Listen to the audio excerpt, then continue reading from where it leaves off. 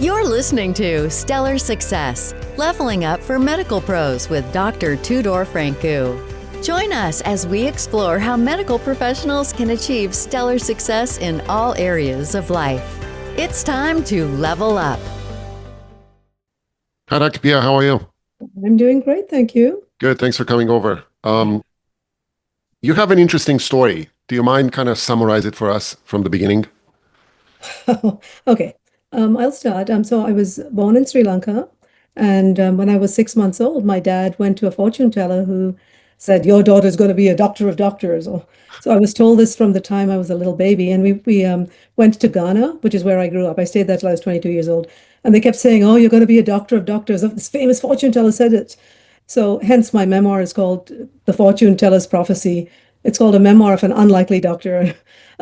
But not to get ahead of myself, my dad and mom decided to move to Ghana from Sri Lanka. And that's when I was born in Sri Lanka, but grew up in Ghana. And they kept telling me this, oh, she's everyone who would listen. She's going to be a doctor. She's going to be a doctor. And honestly, it was too much pressure. I didn't want to be a doctor. I mean, even from age 8, I wanted to be a writer, not a doctor. And they said, Were no. you the only child? I was the first of 4. So, my dad would say this at our dinners, and I would be like, oh no, I have to fill this prophecy and all this. But anyway, the years went on, and I got into med school in Ghana. It was a British medical school. And they said, see, the fortune teller's prophecy is coming true. And So just as a curiosity, why Ghana?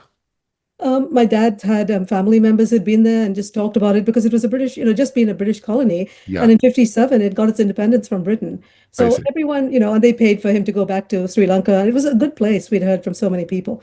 Remember, at this time, the Civil War was about to start. There's the minority Tamils, and we are Tamils. And so they were being eliminated, people were vanishing, etc. So it seemed like a good time to get the heck out. I see. So yeah, so we went there, and I went to an international boarding school, a regular school. And then life went on, and so they said, see you in med school. So by this time I was like 17, 18. You start med school early because the British system is 6 years, right? Yeah. Not like the American system. And at this time, the conditions in Ghana were getting much worse. So my dad said, let's go to California. We've got, his mom, multiple relatives. So the plan was we were going to get our green card. We'd been waiting for it for 4 years, and then we got the precious green card. But I was still in med school. So I was in the third year of med school. And the cool thing about it, we thought, was in the third year of med school, if you finished your 30 exams, you would then have something which says Bachelor's of Human Biology. And so we thought, great, with that in my hand, I can go to America and I can become a doctor there because you need a first degree. So it was all fine. I said goodbye, a tearful goodbye to my parents because I had those exams to take. And they all traipsed to California with my dog Rocky. So I was waiting for a few weeks with some friends from Germany to go to America. And I only had to go to the embassy to pick up my green card. That's it. So just as fortune would have it, or misfortune, what happened was the first thing that happened was there was a coup and the military took over, Rawlings, they took over the country. I had been used to coups all my life, grown up with lots of coups. So I thought, no big deal, there's going to be military music and things are going to calm down. But the coup was really bad, and all the universities closed down for the first time in the country's history. So I was stuck with, what do I do now? Are they going to open? I had my flight and everything to go to California, I thought in a few weeks. And so after waiting and waiting, my dad said, you know what? Just go and pick up your green card and come on back. And I said, okay. So I said goodbye to my friends that I was staying with and went to go to the American embassy in Accra. And that's when I found out that they had made a mistake. They had given a green card to me as someone who was a dependent, but I had turned 21. And they said, so we've got bad news. And I said, what do you mean? They said, well, you can't go to America. And I said, are you kidding? I have no school, no money. I was staying with friends for a few weeks. I had nothing. And it was one of the toughest times I've had in my life. So far, because my life had just been really cool, wonderful parents, and I couldn't believe that not only they were saying you can't go to America. And so for the first time in my life, I actually wish something would just hit me and this nightmare would go away because I didn't know where I was going to be. And I said, well, how long is it going to take? And he said, could take up to 2 years. And for a person who was 21, I was like, no. So they said, do you have, can you go to Sri Lanka? And I said, no, there's a civil war going on here. They said, do you have friends in England? And I said, I have friends in Wales. So they said, well, you can wait in Wales. I waited and waited for years. to get my green card because they said your mom has to reapply for you. It could take some time. And so I was I guess a refugee because I had no money, couldn't work in England, kept having to. So you could go to Wales from Ghana at that time, correct? Yes, Yeah, they changed my trip to California to one to Wales, and that's where I went. I see. So that was, and I was like laughing. So for like 10, 15 years, I was like, this fortune teller said I was going to be a doctor, But I was laughing at the fates, if you will. So, So what happens in Wales then? Because you didn't finish medical school in Ghana, right? oh no, I Yeah, didn't. So I was halfway through. So I'd gone to third year. yeah. Um, So I couldn't. I kind of applied in England, and I didn't have anything, and I couldn't get in as a. First of all, I was not allowed to be a student there. I was just a visitor, so that was a problem. So I just decided to go ahead and work as a church organist in Wales. I couldn't get paid, but it was the dream of medical school had gone, and in those 2 years, I met with someone who is the antagonist in my movie in my book. Um, an Englishman who I met again from. Anyway, moving forward, I finally get my green card for America, and it's just like one of the happiest days. I'm so glad I'm going to see the family after being away for almost 2 years. And so I come to America, and I don't have a bachelor's degree. I have nothing, right?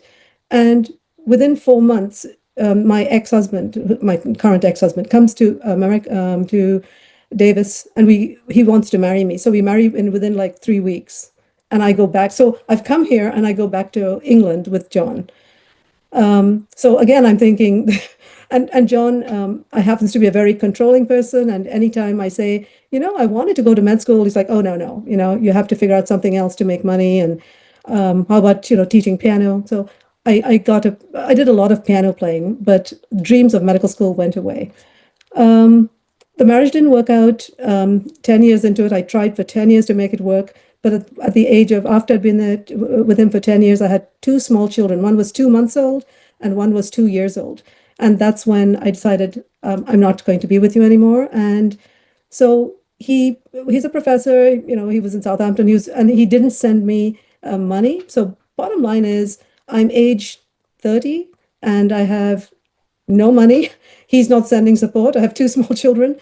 And that's when I realized how beautiful this country is. I went on welfare. I went on food stamps. I mean, I said, haha, nice, I'm not a doctor.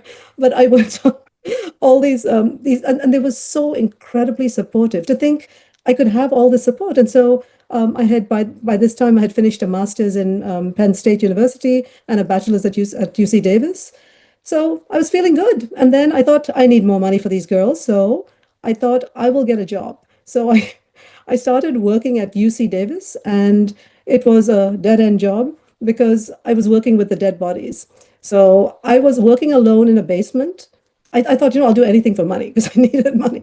And every day I'd have to go up and see who died in the last night, and I'd have to decide, am I going to take the head off, and am I going to use bodies for research? So that was, and I felt like Jeffrey Dahmer, honestly. It was really freaky because nobody was there with me. Only it was like, have you seen Coma? With all these people are like, it was like that. I had like a couple of rooms, and I would have to embalm. I learned how to embalm in San Francisco. And so I really found this so horrible. I decided, so this is what that fortune teller must have meant. You're going to be working with dead bodies. I get it, So after 2 weeks, I had dreams of my dog and my sister being embalmed by me. And I thought, no, I can't do this anymore. So I went to my supervisor and I said, I can't do this. And she said, Lally, wait, can we get you someone to help you? Can we, you don't usually see death every day. And she really forced me to change my mind. And I did. I decided to deal with it. And, when you look at bad stuff that happens, I think it was one of the most important things that happened to me to see death like that every single day. Because, working in medicine, you always work on what happens without getting to death. But this was really a wake-up call, and my personality changed. I thought, you know what? I can say this because I could be dead. Yeah. So I started doing this donated body program job. And the funny twist in this is it's so random. But anyway, a funny twist is that when I was when I was looking for jobs, I was working at, Baskin Robbins. I was decorating ice cream cakes. I was doing anything I could. And the person who hired me paid me $15 an hour to work for ice cream cake decoration. Then I went into this body donation place, and I needed someone to help me And believe it or not, my former supervisor wanted to go to med school. So he met me at the farmer's market. And when I told him, I need someone to help me cut heads off, he said, I'll work with you. So it was one of these weird twists where my former employer worked for me for $5 an hour. And it was his path to nursing school. So, whoa, don't know what the fortune teller told him. But anyway, so I'm just getting to the end of my horrible long story. But bottom line is, after meeting with him, and I could, I'd put the heads in the top shelf and the body parts, and the different ones, and I'd say, hey, I made the morgue look so beautiful that I would give talks to students, to kids who came from all over the country.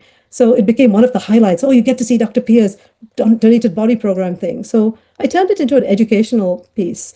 And I put labels like heads on the top and then knees on the bottom. And I said, heads and shoulders, knees and toes, you Oh have my to have God. a sense of humor. Yeah, the reality is that as gruesome this looks and sounds, Yeah. it's actually a very interesting program for fresh medical students because you don't have this kind of experiences in medical school unless you have a mentor like for them to show them around. And you need to go to this as a medical student, no matter what you Exactly. do. So Exactly. what happened next? So I started working this donated body program, and I was friends with the anatomy faculty. And then one day, it actually happened a specific day. I'd finished working, setting out the dissections for the medical students, and he said, "Lally, didn't you say you went to med school back in Ghana?" And I said, "Yeah, that was a dream, whatever." He said, "But don't you have a degree now? You can do what you like. Your husband can't say you." He didn't want me to be a doctor, and he said, "I can do what I like." And that night, I decided, darn it, I will go and do what it takes to apply. I'll try 2 years in a row, but I will take, Kaplan, I will try and get my act together. And suddenly, for the first time, I wanted it for me. I wanted it for my girls. I wanted it for me. I wanted it for multiple reasons. And so How old were you at that time? 35 years old. I was 35. That's amazing. Yeah, just to give you a sort of a segue with that, I'm a writer now and a doctor, but I got this note from someone who lives in Pennsylvania out in the East Coast, and she said, I was thinking I wanted to be a librarian all my life, and I gave up. I'm 42 now, and I said, and then I read your book, Dr. Pia, and I'm actually applying to go to library school, librarian. And I Yeah, know that gave me more pleasure than anything that my book could touch, my story could touch a person and make them think its life is not over when you're yeah. 35. So I applied to med school at 35. Then I got the thin envelope from Davis. So I got a bunch of interviews, but I got the thin envelope basically saying, forget you. And Irvine gave me an interview, and Davis didn't even give me an interview. Are you kidding? When I've been working for them for 3 years, cutting their bodies up. So I actually, the pediatrician I worked with said, Lally, I'll write you a letter. Come on, have them take a look at this again. And they gave me a look around again. So I actually challenged the fact that I didn't get in. And he wrote a letter, and I said, woohoo. But that wasn't the end of the story because then I actually got in and I was screaming, going around Davis like, the fortune teller's thing came true. My dad was like, I knew it. I knew it. Oh, and believe it or not, my dad just passed about 2 years ago, and he always, after he saw what I did, he said, I want my body to go to the donated body program. So I Oh, said, wow. don't do it too soon, Dad. I want to open the coolers and see you in there. So Yeah. I wouldn't let him do it till I finished med school and that program.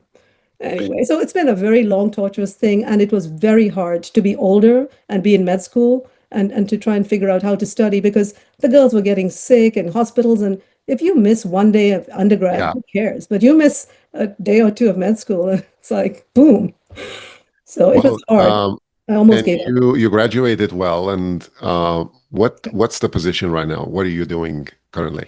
So after med school, I did a residency in San Mateo for 3 years. Got into psychiatry, and so that was, yeah, 3 years. So it took me 6 years in med school. Then I did 3 years in San Mateo, and then I came back to UC Davis to do a fellowship as a child psychiatrist, which is what I am. So I work for the county, and I work for very low income people in Medi-Cal. We take only Medi-Cal. And I love it when they say, "Oh, but doc, you wouldn't know." And I say, "Ah, I've been there too." Yeah, So I love exactly. my And work. it's one of the, believe it or not, it's one of the hardest medical specialty in the world. And I congratulate you for choosing to do that and practicing as a physician doing that, because I think not only your story is very compelling to any kind of child that, wants to pursue a dream like that. but also the experience you got over the years from all you've been through. I think it's reflected in the way you talk to a child from, from the mental point of view. And I'm sure you've seen a lot of cases like that, I have. especially in low income families and people. What do you think is the biggest challenge for you right now in your practice? In my practice, I mean, I would say it's become better and easier over the years, but it still strikes me how hard. I mean, I was so grateful to have the parents that I had, and to see that it's still hard for me to see how these kids have terrible, terrible, like. I was thinking, oh, my trauma is I don't have a green card. But you see kids whose mom is strung out on drugs, and so and so, and all the children have been raped by so and so, and you just see the real the seams, the seams of society, the ones that I wouldn't normally see. So in a way, it's good and it's bad. It's good because it knocks me out, and I always think of people as a doorway to a life I couldn't lead. So when I hear these horrible stories, I just think I'm getting a privileged view of the jungle that you've lived in. So they enrich my life with their horrible stories. And I think residency helps you to walk that tightrope between caring too much, in which you're like, I can't do anything, and caring not enough, like next abuse kid. So you need to learn that, and it's not an easy way to learn. But once you learn that, I can't tell you how much improvement my patients make. They might be like, having to testify because their dad, killed their somebody. And yet you see these kids who faced all this actually make steps into recovery. I take them off all their meds. I mean, it's because I work with a wonderful team, that helps me. And so it's not just me saying, here's your prescription. As you know, that's not going to fix a lot of things. Yeah. So one of the hardest things is learning to deal with that feeling of, I'm going to help you, but this is what we need to work on together, and I will try to get you off your medicine. So I think sometimes people, even in my field, are nervous about taking the kids off medicine. Like, oh, what if this goes down? But I'm a kind of a cowboy with that. I'll say, let's go down on the Prozac and let me know. I'll see you in a week if it doesn't work. So I do feel I can do that, which makes me happy. I'm very impressed of the way you handle this, because it's a very tough job. And I think it takes a lot of courage from someone like you to handle kids this way, with multiple, abuse problems, with multiple psychiatric issues, trauma, mental disabilities, and all this stuff. At some point, I'm wondering, is there a consensus right now in your specialty of what is the goal with this families and these kids that you're treating? Like, do you have a finality for them to get to? Let's say, like you said, let's get you off the medicine, or see how you can handle, your trauma in your life. Because it's a mix of psychiatry and psychology right there. Like, you're the only person who they talk to, like, or they can talk to. Not quite. Not quite. No, they do work with a therapist and the team. So I love it that if I haven't seen the patient, the therapist will say, oh, when I saw the kid last week, this happened. So we present it as a team approach. I am just the medicine provider, but everyone else, helps with different facets. If they need PCIT for the parent, for example, I used to think, oh, what's going on with all these parents? And then you realize they didn't have parents like me either. So it's, it just keeps going on. So we teach them with, little bud in their ear saying, say good job to your son. And they're like, oh, good job. And so they don't need to beat the kids up, and suddenly they realize the power of being polite and to their kids and interested. So it's wonderful just seeing that piece. So obviously, there's some parents who go back to using or whatever, but we are involved at River Oak in getting the parents to actually learn to be parents. And sometimes it actually works. And so to me, we made a difference. And isn't that the most wonderful thing when you think you're doing something and you made a difference? That's what we all go in there for. So I love my job. I didn't quit from the time I started. I love it. That's impressive. And again, the prophecy was fulfilled. Isn't that funny, right? Well, how life works. Yeah, but I didn't know what it meant, like doctor of doctors. I mean, my daughter, my oldest daughter, is a child neurologist. She just got a position at UC Davis. So I guess I'm a doctor of a doctor. And I also work for the medical school and I volunteer there. So I guess I'm a doctor of doctors in some way. But my whole life I've been trying to unravel that puzzle, Yeah, what it yeah. meant. So Well, I think it speaks for itself. Your whole life story basically brings up what was good in you, right? And what is good in people in general, and how you can, basically get booted out of the door, and you try to get in through the window. You absolutely. never, yeah, you never let go. You never quit. You never took no for an answer. And I think this is a similar trait for a lot of physician, medical doctors, immigrants in the Hmm. United States. That I'm one of them too. That we want and we need to succeed, and that's what my podcast is trying to bring stories like yourself out there for people to listen to and kind of get an example from. Now, obviously, being successful in what you're doing right now, it must have been a result of multiple, things that didn't work, multiple failures, multiple denials and no's and all this stuff. Can you give us an example of something that kind of, was very, I would say, denying for you in your life that kind of brought you back into the arena? That's a very hard question because it wasn't so much a denial as a decision I made to leave my ex-husband who was so controlling. Because honestly, if I had stuck with him, it wouldn't have opened the door to the path I took. So I would say, honestly, that was one of the hard, and in Sri Lanka, you have to marry the man and stay with him Yeah, for life. And I was the oldest child, so I had to show my siblings marriage can work. But that decision to leave him allowed me to start thinking like, gosh, I'm here only looking after these kids. And I can actually, and then later on, it gave me the path to going into med school again. But there've been multiple other things. Like, when I was told, no, you can't go to America, you haven't got your, I thought, darn it, I'm going. And even now, when I read from my memoir and I read that passage where I became a citizen, I cannot read that passage without breaking down in tears yeah, because I'm so grateful for what this country has given me, despite all that's happening here. Really, I'm so grateful.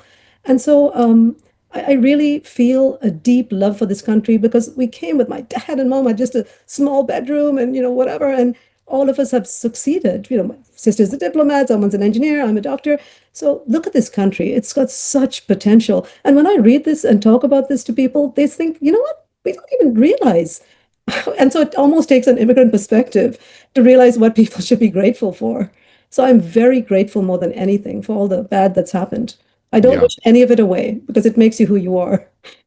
Yeah, exactly. That's, your results, your life is the result of, the good and the bad decisions you took. Absolutely.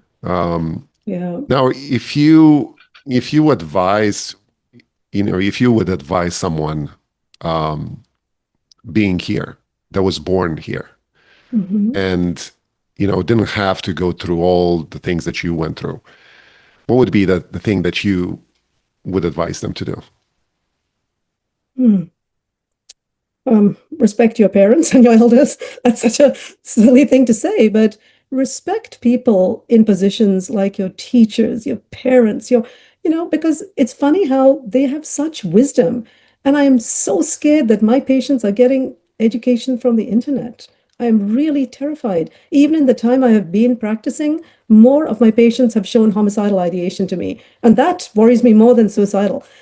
I think it may, if you just get used to the internet, you start thinking that it's like this. You just press a button, boom, it's gone. You don't see the funeral. You don't see. So I'm terrified of the power, and it's getting worse, the power of the internet. So I would say try and surround yourself, guys, with family, with friends, with real people, not people who just say, I want to die, here's how, but real people and real groups. What bothers me the most is my patients who come in and they hardly ever see real people anymore. It's all on, online. Yeah, So that's probably the biggest thing I've learned. I would recommend because you wouldn't know it if you hadn't. We were playing outside, getting yeah, creative, and it was fun. So yeah. The society is evolving in a way that it's very hard to control the human interactions anymore and the communication between people. And unfortunately, it got to a point that, like you said, we can't even let kids go play outside because there are dangers out there that we didn't have to face Yeah. those at our time, and it's very hard. But on the flip side, you can bring up your children with your values. And I believe that's seeding the next generation. So it's not all gloom and doom. I do believe we have the power to change our world because we bring up children up right. Yeah. In fact, when the parents come to me, they're like, oh, and this is happening and that's, I'm like, look, let's talk about what you do. This next month, you're going to come back and tell me what you do when you want to relax. And they seem surprised, like, I'm not bringing myself. I said, no, you tell me what you did. And they listen to me and they go on dates and I tell them this is part of bringing up your child the right way. Then they will grow up one day and say, how did mom relax? She didn't just worry about me and go to Dr. Pia. She just went ahead and had fun and went out with the friends. And so you're teaching your children how to relax. Yeah, people need to understand that that's how everybody grows up, right?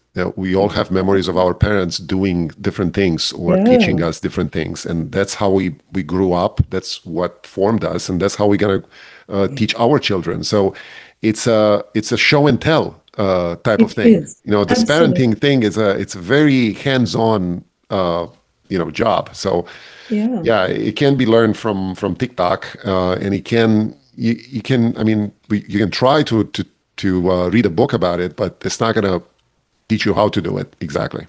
Right. Now, with all the experience and wisdom right now, if you would look back to your own self when you started this whole thing back in Ghana, what kind of advice would you give to yourself, knowing that what you know right now? Well, when I was 8 years old, I said I want to be a writer. And I wish I'm actually, it happened anyway, but I guess I would have just listened to that voice that even I knew at that age of 8. Because right now, like maybe a year or so ago, I am both. I'm a writer, and I mean, I've got my book here.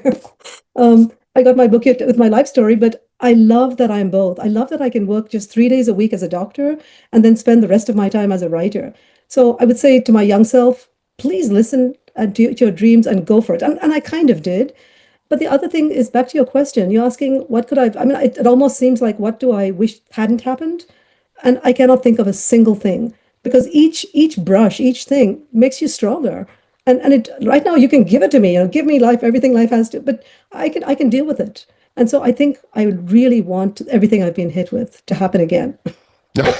I do. That's I a can deal great with it. way to end this, right? Yeah, it's funny, but I think that's very true. I think we need hardship in our life to be successful. We need things to go Yeah. wrong in Yeah. order to be successful. We need to fail in order We to be do. successful, We do. and we need to struggle. It's almost like a philosophical thing in life. Yeah. You need struggle in order to succeed. Yeah. And a lot of people need to understand this when they start over as young people, because everybody's kind of used to get first place in everything, and Exactly. that's not what life is about. No. Dr. Pia, it's been a pleasure knowing your story, and I think more people should look into your writings. So tell us a little bit about the book. Where can you find it? How can people get in touch with you, know more about the story? Well, the exciting thing is recently a screenwriter, an award-winning screenwriter, picked up my book and he's got a screenplay. So it may be coming to a silver screen near you sometime. He already, put on Disney, and a few other people actually wanted to look at the book. So I'm excited that it's a screenplay that may come as a television series. But the book is The Fortune Teller's Prophecy, a memoir of an unlikely doctor. And I've worked on it for a few years, and it's already got a couple of awards. You can finding Lally Pia. If you put me on Google, you can get lots of connections to all my Instagram and everything. My name is luckily so unusual that just Lally Pia, I show up on Google. Yeah, that's true, and it's all happened for a reason, right? Yeah. And because I worked in a jail, real quick, I worked in a jail, in Redwood City Jail, and I saw all these people, and you start thinking these are the bad guys. But you realize, if I'd had your background, I'd be right here in this next cell. And so that has spun a new story, which I'm almost finished with. It's called Andrea, but it's a story of a psychiatrist working in a jail with an ethical dilemma. Bottom line is, it's funny how our different lives Mm-hmm. can give us fodder for books. So I have found a passion for writing. America's Next Great Author. I was in the finalists. And so I love writing, and the people that you see. It's so different from medicine, but Yeah. it's fun. So I'm glad. I'm glad you found your niche, and we can't wait to read your books and maybe look on your history of writing. Thank you so much for being here, and we'll circle back when the next book is coming out. and thank you for what you do. I think this is so useful. I really, really appreciate what you're doing. Thank you. Thank you. Are you a busy medical professional striving to excel in life and work? Stellar Success Podcast brings you the habits and insights of top leaders in medicine and beyond. Discover strategies for balance, growth, and fulfillment in every episode. Follow us on Instagram at Stellar Success Podcast for daily inspiration. Start your journey to success today. Subscribe to the YouTube channel now.